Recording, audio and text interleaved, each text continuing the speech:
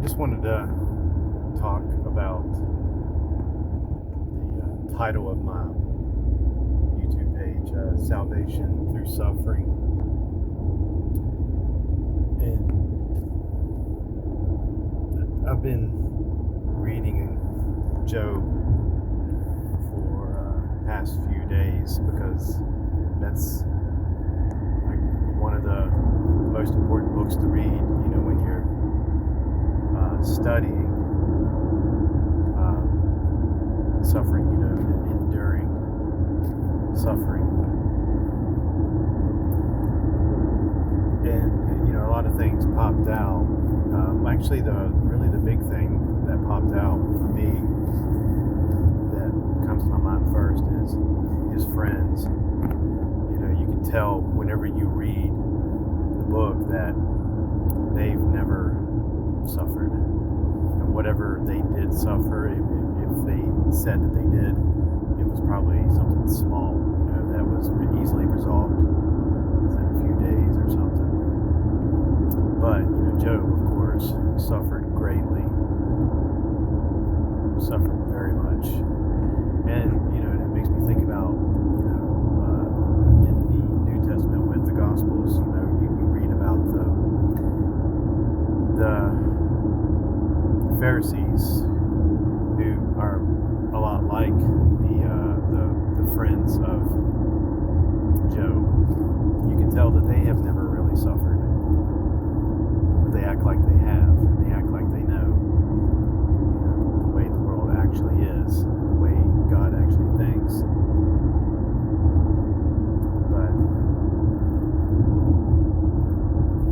it's like now, in this day and age, you really can't know anything. You can't know true wisdom, in my opinion, until you've suffered the right way. You persevered through it. You've had the right attitude, and when the wrong attitude just kept coming up, which constantly will come up, you change it. You refocus your mind on the right things.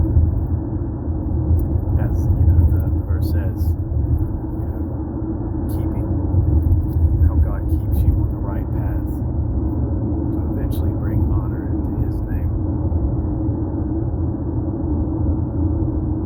So when you're suffering for God, and you've suffered loss or whatever it is, you're trying to do something, but the suffering that you have to endure to make that happen is great. People don't really understand what you're going through, and I've read that it's best, especially as a Christian suffering, that you keep it to yourself for the most part, except for people that understand what you're actually going through, understand what real Christian suffering is.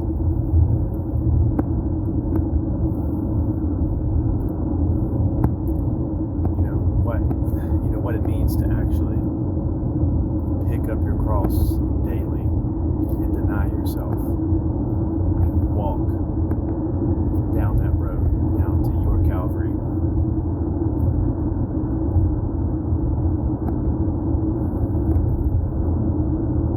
We read that, and I thought that I understood that, but I never actually chose to suffer for Christ. It never really even crossed my mind, when I thought, when the scripture said, focus on the kingdom things, I thought it was all easy, just the right mindset, do the right things, and you just get to waltz right into the kingdom and have whatever it is that you want. That is not it at all. Maybe for some people it might work that way. I don't know.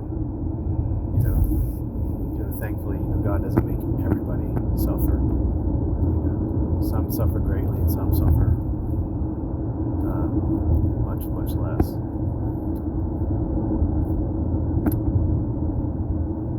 But I'm grateful for it, because there's just some lessons you cannot learn without going through something major life event. When you decide that you want something, or if God gives you a promise and you know 100% for certain it's from Him, you just don't get to take that right away. There's a lot of stuff you have to go through to receive that promise, or really any other promise in the Bible. God has to test your heart. A friend of mine brought this up to me, Malachi 3, verse 3, where it talks about the silversmith, how he purifies silver. And so he has to keep it in pretty intense fire. But the fire is not so hot that it just ruins the silver, burns it, destroys it. Keeps it at just the right temperature so that the impurities come out. Then he cleans off the impurities and does it again. And he keeps going until the silversmith sees his own reflection in the silver. Now, maybe you've already thought about what that part actually means. Maybe it came to you, but I want to say it anyway. That's God looking in the silver, looking in us, and seeing Himself in us. That's when the trial is over, the testing phase is over. Doesn't mean you will never go back in the fire, because there's always new levels, there's always new goals, there's always new promises. So Job's friends they've never been in that fire. That's how I see it. They've never been in the fire. They don't know what true suffering is. They downplay the suffering like it's not that big of a deal. You're whining. It's not that big of a deal. Just do this, just do that. It'll be fine. And then you have his wife that says, your life is basically over. You might as well just kill yourself. Curse God and kill yourself. Curse God and die.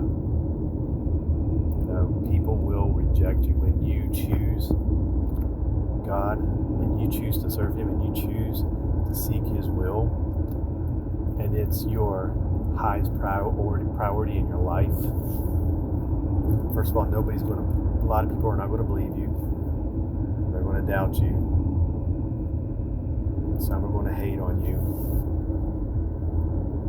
But, that's just how it was with Jesus. People then didn't believe Him. They hated Him. They ridiculed Him. They made fun of Him, and eventually beat Him and killed Him. And not to compare myself to Jesus, but we all have to walk His path in some form, at some level, and we will be treated the same way. If we're doing a good job with it, we'll be treated the same way. But resurrection comes to us all. I think it's the greatest thing a person can ever do in their life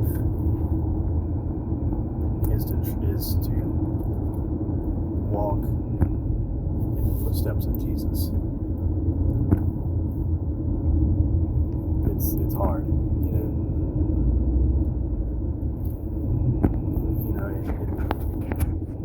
whenever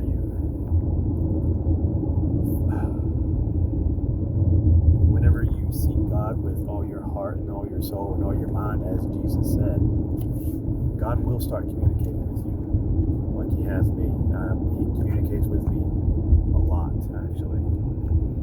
But I still sometimes have no idea if what I'm doing is right and wrong, or wrong.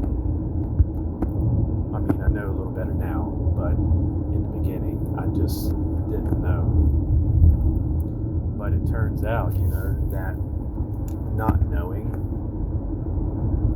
was just testing out, was just the fire burning out the doubt. It was a fire burning out the weaknesses.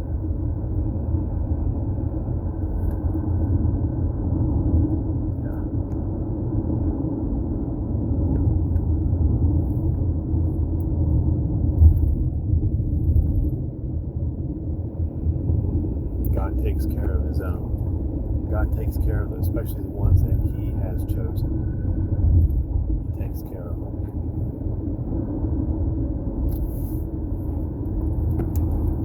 But you got to be able to fight back the demonic forces that are coming after you, because they will come after you, just like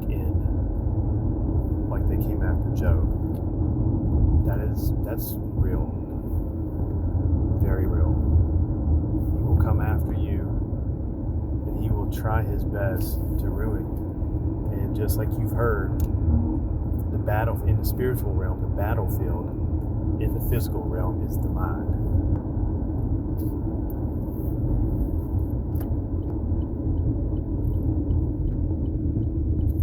And it is a true battle. And as you progress through the battle, and you're having these small victories, and you're having several failures, but the small victories are getting you a little bit closer and a little bit closer. And he changes the tactics to at least get you complacent where you were at, or bringing in people, places, or things to get you complacent to stop where you are. And that way, if he can get you complacent, then he can start dismantling, deconstructing everything once again and bringing you back down the path of destruction. But with God, his standard is very high. Walk in the path of righteousness, walk in the path of Calvary, carrying the cross.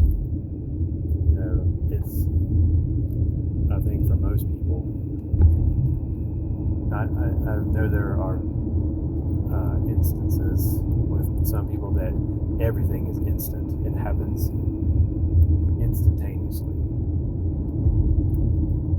And some people are just given that spirit right away. The wineskin is instantly changed and the new wine poured in right away. But for most of us, it takes a while, a long time. And that's where the demonic forces try to wear you down if you make it that far. They think, well, he's not, he's a year and a half in, 2 years in. We can at least break him down here. No, gotta keep going. Gotta keep going. But this is a battle and a walk that you can only really do yourself with a very select few people that God selects for you. You can't talk to most people about these things. I think 99% of people you can't talk to about these things. They don't understand. And most people are focused on the pleasures of the world.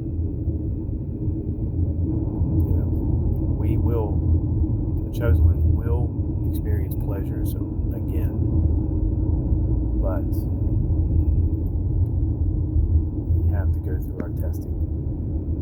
We have to go through our purification. We have to bring our flesh into submission, and we have to know how to defeat the demonic forces of this world.